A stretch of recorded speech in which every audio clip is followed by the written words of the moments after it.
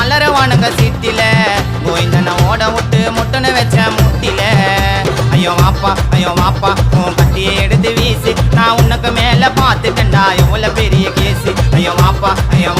உன் கட்டியை எடுத்து வீசி நான் நேத்து கூட ஆச்சிட்டு வந்தேன் ஸ்ரீநாச்சவன் கேசு கதைக்காரன் வாழ்ந்த என்னோட ஊர்ல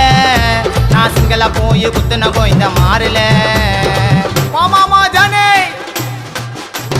இரண்டு மனம் வேண்டும் அந்த இறைவனிடம் கேட்டு மறந்து வாழ ஒன்று உன்னை நினைத்து வாழ ஒன்று கராபா சொன்னேன் ஜானே